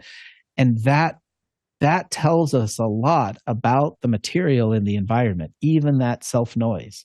So sure, in the best time, of course, is in, breakup in like June or, when it finally breaks up and it's like super dynamic. There's no place on Earth that's more dynamic with the productivity of life and like geophonic energy than the Arctic in June and July, Right.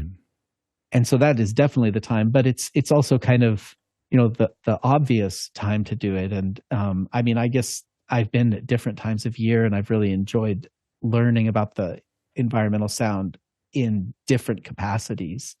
Yeah, it's great. Bill? I'm seeing all the windjammers behind you, and I'm fascinated by your approach when you're out in the field to getting extraneous noise you don't want to record out of there. And I had a circumstance years ago when I went into a slot canyon off of Lake Powell, and I heard something above me, and it was a hawk, and I was hearing the wind going through its wings, and I realized there's always ambient everywhere, always around me. To have it gone was a shock. So what's your strategy for trying to pick a particular sound out of an environment if you want to focus on that? What are the tools? What are the techniques?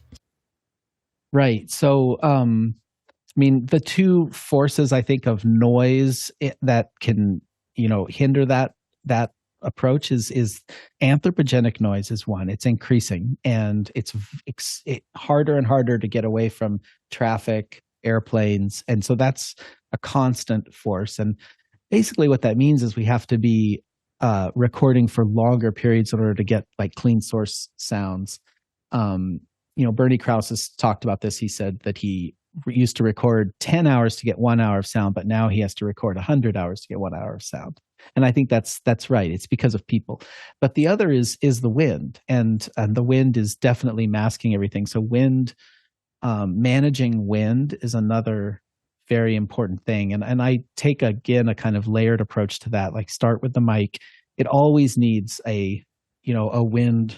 So like these microphones, they ship from, Wildlife Acoustics with, untreated.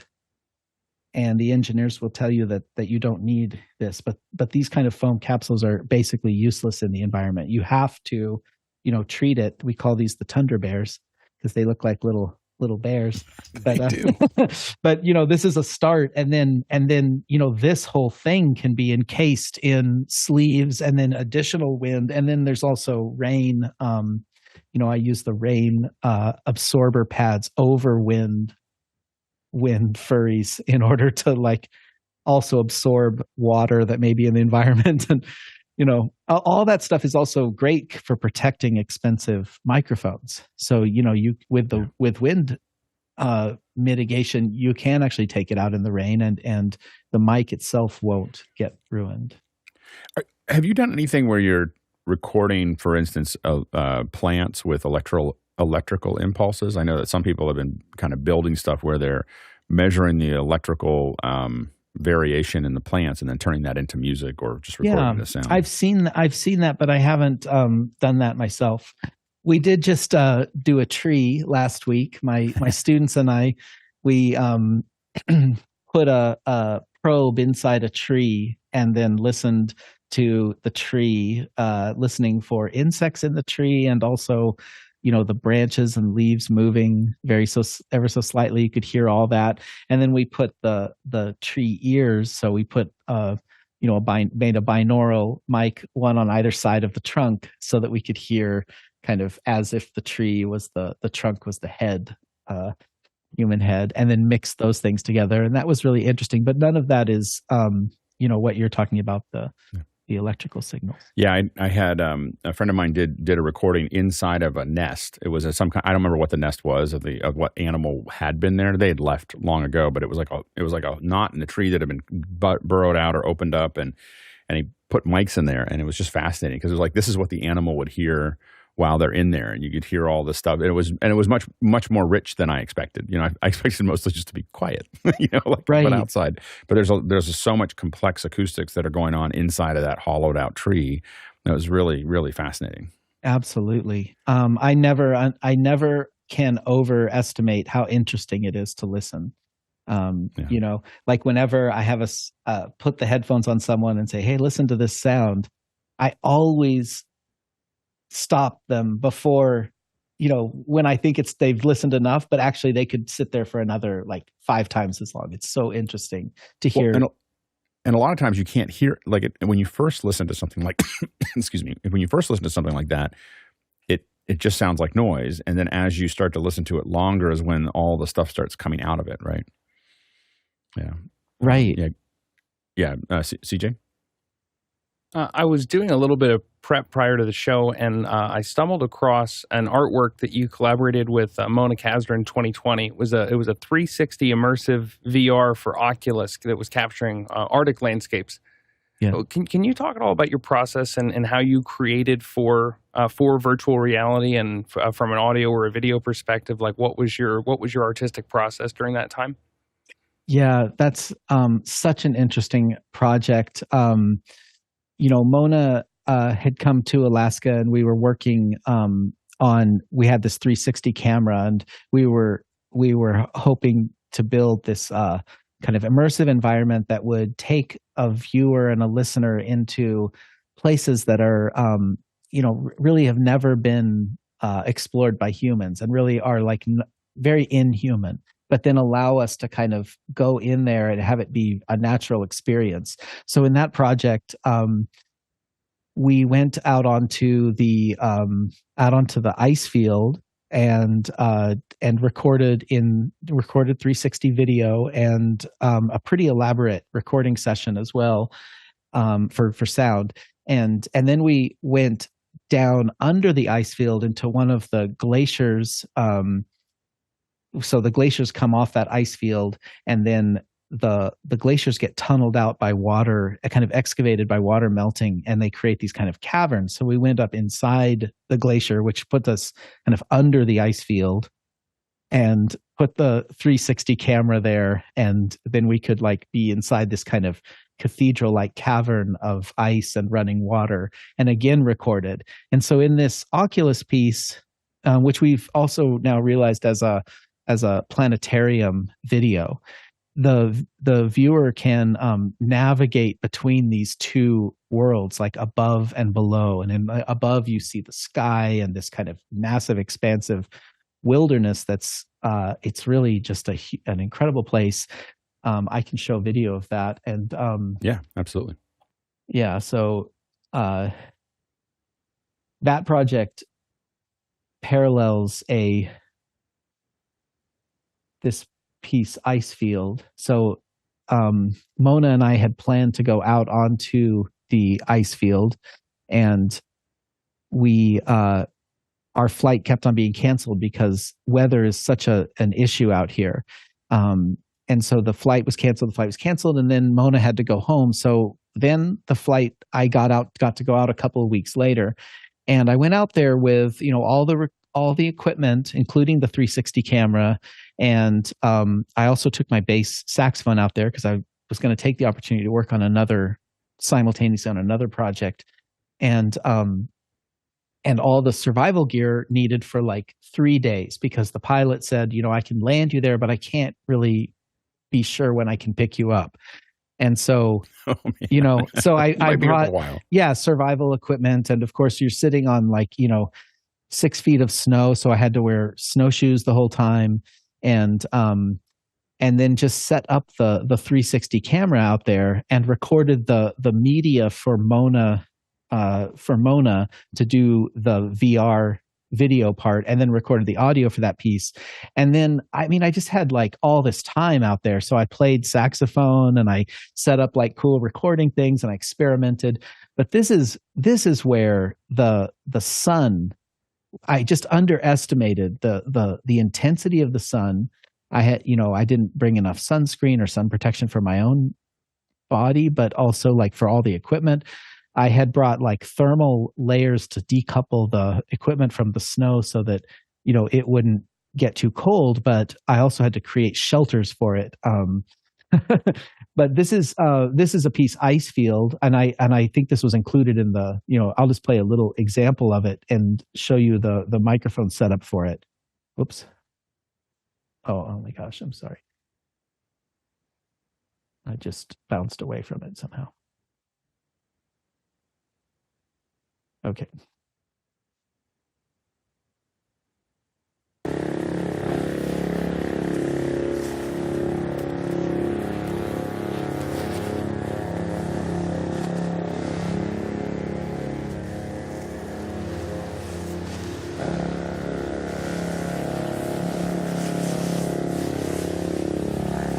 So you get this kind of mixture of the sound of the bass saxophone and the sound of the ice field, and then at times I play the snow as well and record that and mix it with later. It was all produced in the studio later, mixed later, but I recorded the source out here.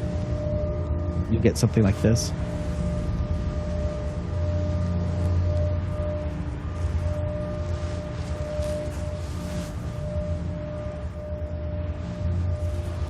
And the recording setup looks something. It's similar to the other one that I showed you on the Arctic. So I put a microphone inside the saxophone, and then recorded the sound of the ice field through the resonance of the sax. And then I played the saxophone and recorded it through microphones that were, inside the snow and also just laying on the snow. I used these little DPA 4600s or something. And I just lay those in the snow and around. So there's 2 of them there, coupled with the under microphones dug down into the ice field, and then just an air mic that kind of brings it all together. So this approach to recording sound, was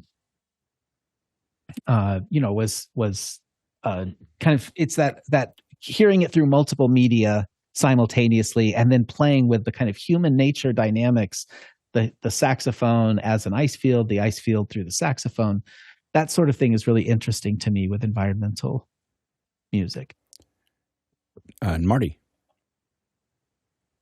Yeah, that's, incorporating that kind of environmental sound with musical composition is a fascinating thing. What are the natural acoustics of a space like that? Oh, yeah. So it's it's extremely dead, right? It's like really, really dead. I mean, you make a sound and there's no reflection. Like it's absorbed by the ground, but also there's no reverberant surface to return that sound at all. So it's a very interesting kind of acoustic where you feel like on the one hand, like you feel very small, right? If you were to sing in that environment, there's just no resonance for your voice. But on the other hand, you have this feeling that you're like your voice is carrying, it's not being obstructed by anything. So it like propagates out into the environment until it completely dissipates its energy through friction. Wow. That's great. And so you're working on these ice field projects, but then you're also working on the Virginia seashore, Yes. doing on the opposite, almost the opposite extreme in terms of seasons. I'd like to hear, what are you capturing there, and what are the scientific implications? What are the uses for these recordings?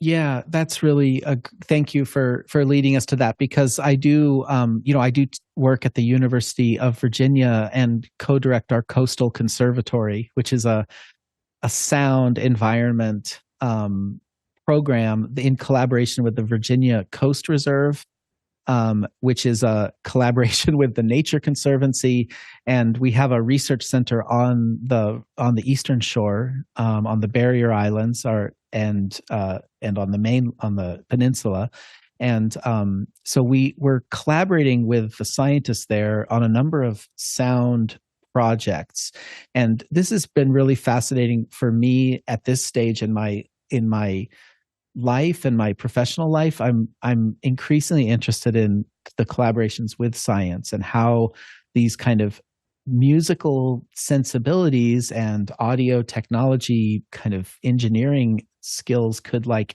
help core scientific research in environmental science.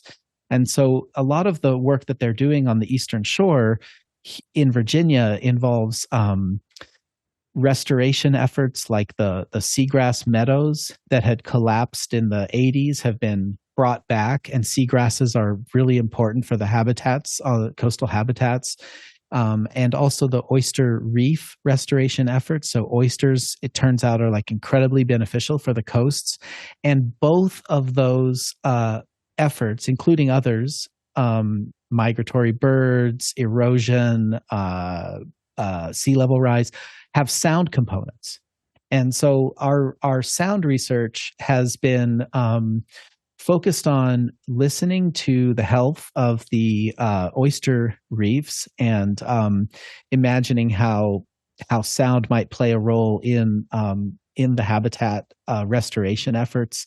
And for example, reef sounds have been shown to increase their signals for new oysters, new larvae that then find the reef. They can somehow sense the vibrations in the water of a healthy reef, and so there may be that like reef sound has a kind of productive, positive effect on the oyster generation. And then in seagrasses, the seagrasses actually emit oxygen, and that creates bubbles underwater. So we can listen to the bubbles underwater and understand the population of the seagrasses without having to do like destructive editing, destructive like sampling, where we actually would, go into the habitat and cut the seagrasses and count them.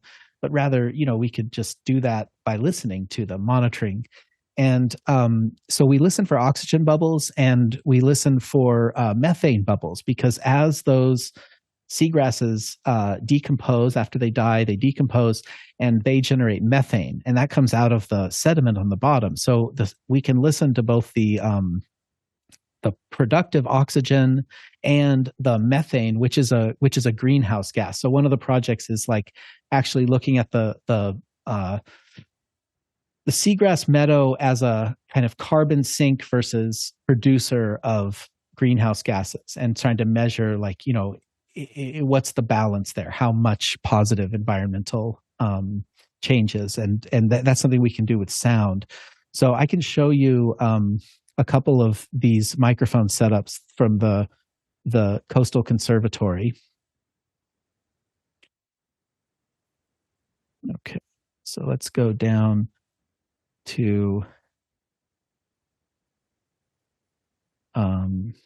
so this is our Coastal Conservatory, and we're very excited to be opening like an immersive exhibition space in a new building that's being built here. So this is going to be it's really an immersive light and sound space. And this is a image of our where we're working out on the barrier islands. Matthew, we're not seeing your screen share right now. Oh, okay. Sorry. That's all right. There we go. See it now. You can see it. Okay. So,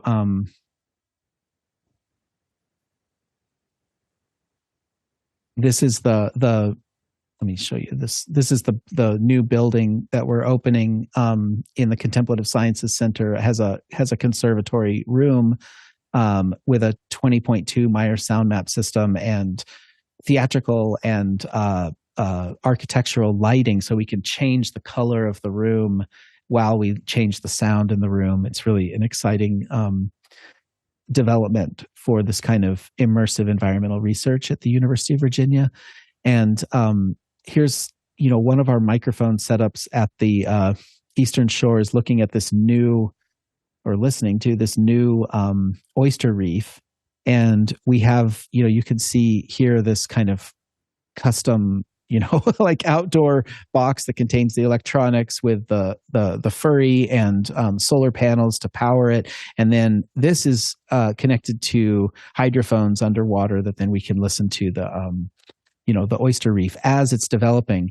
We have this on a Ethernet connection so that we can monitor it remotely while we're as we're recording the data. Is that over Dante, or is that just a Dante output, or is it some other? No, we're using the Streambox server, and we activate the stream, and then we can log in from the university, and then monitor the stream. That's great. We don't have it running perpetually because it's kind of hard to keep up. The internet's iffy out there, and storms have a big impact on it. But we right. Oh, so it's really connected to the internet. It's not like an Ethernet to some other part of another. It does run. It runs to the main research center, and then we can switch it on and off from there. Yeah. So this is a dock that's on the coast that is nearby to the main research center, which has an internet connection. We have tried to put them on the barrier islands and have been pretty successful with it, but they always go down. And every time there's a storm, it goes down, and we have to go back and service it, and it's become really hard to manage it. But this is one of the kind of things that we're doing. The other is this. So for the seagrass meadows, this is a kind of interesting mic configuration. This thing has to stay out in the. We want it to stay out for weeks at a time and record underwater and record in the air. And so we have stereo air microphone and stereo underwater microphone.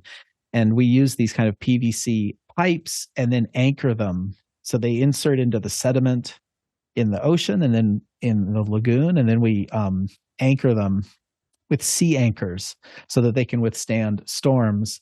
And then they have this kind of rain cup to, protect from the sound of the rain and also just to help protect the electronics. Because it gets really, some of these hurricanes are, just brutal out there. And so this is the kind of work that we're doing with the conservatory. That's great. That's great. We got a couple questions coming in from the online viewers, so let's go ahead and go to the first question. Our first one comes from Kenny Hampton in Greenville, Illinois. When doing your method of field recordings, are you using all wired mics or do you rely on some wireless? I'm doing so all wired. The recorder needs to be kind of with the microphone, except for the Streambox approach where we're streaming out, but that's not really done for recording. It's more of a like monitoring. The quality of the sound is too dependent on the internet, and I haven't done a lot with like wireless recorders, the wireless signals transmitting to recorders. But I think there's a lot of potential for that. So it's just something I need to learn about. I'm not familiar with it. But for example, like now I'll lower long cables, right? I do everything with these like extremely long cables. So I go out in the field with, like 100 pounds of cables and run these long XLR cables like across like the face of the glacier. It would be much easier to do something with wireless transmission. Right. I just haven't done it. Yeah, that's great. Next question. A. Schultz in Los Angeles is up next. Can you speak to your experience recording in caves and canyons? Caves and canyons, yeah. So, I mean, we saw a little bit of the ice cave recording session. We, in Virginia, we have a lot of caves, and I feel like the best approaches to any of these kind of super resonant spaces, canyons and caves, has been to leave figure out how to leave the field recorder instead of staying around and let it record for a long time. And for this reason, I really like I can go on cave tours, for example. Like I'll go on the cave tour and then arrange with the guide to leave the recorders and then come back like the following week and pick up the recorders and then kind of scan through it. And between tours, you can access some sounds of the cave. And there's quite a lot of interesting sound in caves, right? There's the water articulates the resonance of the space, and depending on where you put those mics, and you can really get some interesting tonal resonances.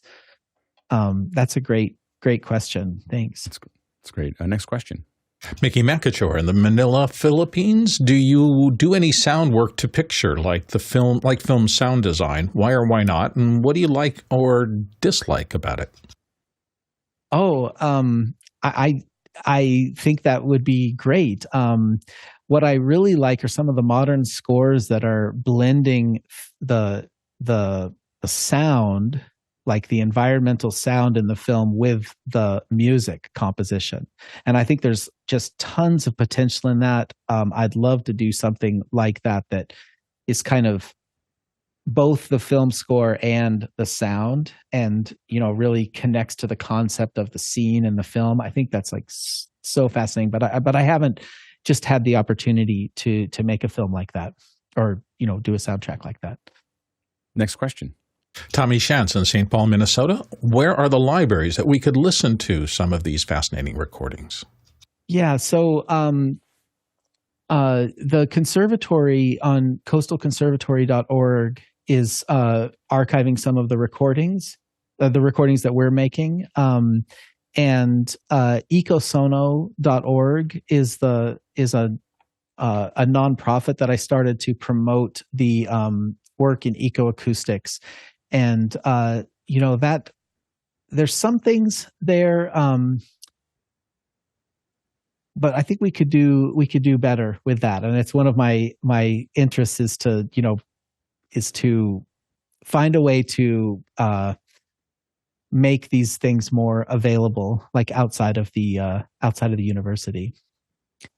Maybe Next office question. hours can help with that. Yeah, we're ready. So we'll talk about that. This is really, really fascinating. Next question. Tommy Schatz in St. Paul, Minnesota. I plan to do a nature eco-acoustic recording of the eclipse. What tips for capture do you have for someone with recording experience? Okay. The eclipse, I mean, the interesting thing about the eclipse is yeah. that one of the things that's interesting about it, and I don't know exactly what Tommy's planning to record, but one thing that's interesting about the eclipse is that the whole area under shadow will change by 10 degrees in seconds. Like it is a so Okay. there's this violent change of temperature that happens that it might even be more than 10 degrees. It's like it's a Love very and like what we notice is like, for instance, we were shooting in Bend, Oregon, and all the animals decided to go to sleep. And Love then it. they were like, and then the sun came back out, and they were like, oh, I guess it's time to get up again. So That's awesome. Yeah, I love that. I love that because my first impression was like, oh no, like how do you record the sun? It's not going to make any sound. But that's never stopped us before because we have sonification. So, but this idea of like I think I would suggest recording across thresholds. So I mentioned that before, like on both sides of the river, or up the bank, down the bank, in the glacier, out of the glacier. So like thinking temporally about this what Alex is saying, that record across the temperature threshold in time and set it up in a way, you'll have to have a theory, like, will the birds become silent because of the darkness? Like, will they be concerned? Will there be some change? Will the temperature have an effect on, I'm not sure if they have frogs or whatever when that's happening in April. But yeah, like think about, like have a theory about what might change acoustically, and then set your recorder up for that theory. And you may or may not, it may work, it may not, but you do your best. I think that's the great hardest idea. The reason we want to cover the eclipses is the hardest thing doing eclipses. Well, this only happens a couple times once every couple of years somewhere in the world, and you have 4 minutes to figure it out. Like it's a very like you just make things up and try to figure it out. But we keep on. We're going to shoot a lot of stuff, but we'll record some too. So, next question. Courtney Gooden here on the panel from Hollywood, California. How do you deal with long cables in sub-zero temperatures? Don't they freeze into long sticks? Actually, they do get stiff, and I don't. I haven't noticed. I think when they freeze, sometimes they definitely create electrical disturbances, and you do get like noise in the system, and those recordings are just not useful. I've never really kind of reverse engineered that in the field, and is that happening in the microphone because the element's freezing, or is it because the cable's freezing, or is it the recorder itself? But it could be any number of those things. The cold just does, just wreaks havoc on these systems. Okay, Courtney, real quick. Yeah, that was one of my biggest problems in shooting sub-zero up there in Alaska, is trying to wrap the cables when they're all frozen like solid and are 100 feet long stick. How do you do that? Next question. Tlaloc Lopez Waterman, Galisteo, New Mexico. Have you recorded the Great Dismal Swamp? No, I have not. I did travel to Trinidad to record the tar pits. And I tried to send a mic down into the tar pit. I was wondering what kind of like signals might be down there, low frequency signals. And I did not hear anything. So that was sometimes it just doesn't work out. Nothing there. Nothing. No movement. Nothing there that I could report. But that doesn't mean the swamp's not going to have something, right? Yeah. Next question. Dave Troutman, Edmonton, Canada. Do you ever generate vibrations in a material or structure just to find out how it transmits or modifies those vibrations? Right. So actually, one of the big methods of ecoacoustics is performance of natural materials, and that is exactly a large part of that is for that purpose. It's you use your body or some other signal generator to create an impulse in the environment in order to understand the materials, the material, and you record that interaction.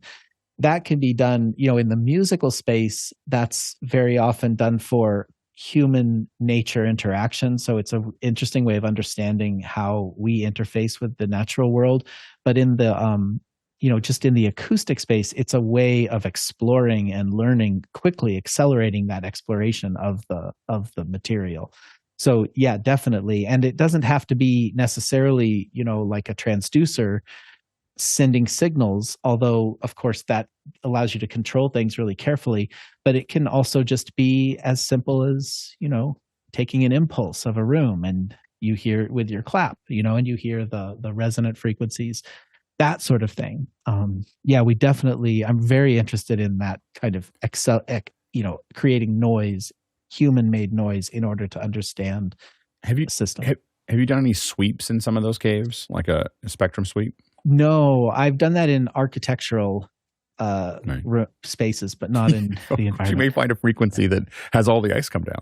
So like it's, yeah, yeah. That might not be the right one. Speaking of the unintended consequences. Courtney was speaking of the Mendenhall Glacier, and I did a recording session in Mendenhall on a kayak. So kayaking up to the face, I had a hydrophone off the bow of the kayak, and then I kind of bungee corded the Zeppelin and the Furry to the kayak as well, so I could navigate the kayak around and like listen underwater and above water. And I went inside these ice caves at the face of Mendenhall, and it was just an incredible acoustic experience. The water was melting down like rain in the cave, so it was just like, sounded like rain.